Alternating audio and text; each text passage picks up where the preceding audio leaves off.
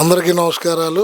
మరి తమ్మనవారి సత్రవ ఎంతో పురాతనమైనది. దాన్ని ఈ సత్రవ వినియోగం ఎలా జరిగేదంటే, ఎవరన్నా పేదవారు, మధ్యతరగతి వారు, సొంత ఇల్లు లేని వాళ్ళందరూ కూడా అద్దె ఇంట్లో ఉన్నప్పుడు చనిపోతే అక్కడ కార్యక్రమాలు చేసుకోవడానికి అవకాశం లేదు కాబట్టి వాళ్ళందరూ కూడా ఇక్కడికి వచ్చి అపరకర్మ కార్యక్రమాలు, చనిపోయిన వాళ్ళకి కొంతమంది ఇళ్ల దగ్గర కూడా ఉండనిచ్చేవాళ్ళు కాదు, వాళ్ళని కూడా ఇక్కడికి తీసుకొచ్చి కార్యక్రమం చేసేవాళ్ళు, అలాంటి దానికి ఉపయోగించేవాళ్ళు. అంతేకాకుండా ఈ 9 రోజులు కొంతమందికి అక్కడ ఉండడానికి కూడా వసతి అన్ని ఏర్పాటు చేసేవాళ్ళు. అటువంటి కార్యక్రమాలకి మరి గతంలో గండి కొట్టారు. అది హ్యాండ్ ఓవర్ చేసుకోవాలని చెప్పి కొంతమంది ప్రయత్నించారు. ఈ రోజు కొల్లూరు రవీంద్ర గారు మరి ఎండోమెంట్ అధికారులతో మాట్లాడి కలెక్టర్ గారితో చొరవ తీసుకుని వీళ్ళందరూ కూడా కలిపి ఈ ఎట్టి పరిస్థితుల్లోనూ కూడా పేదవాళ్ళకు ఉపయోగపడే ధర్మసత్రాన్ని ఎవరు హ్యాండ్ ఓవర్ చేసుకున్నా కూడా ఉపేక్షించేది లేదని చెప్పి మరి ఆ రోజు మొన్న దాదాపు 3-4 రోజుల క్రితం దాన్ని హ్యాండ్ ఓవర్ చేసుకోవడం జరిగింది. చాలా సంతోషకరమైన వార్త. మరి కొల్లూరు రవీంద్ర గారిని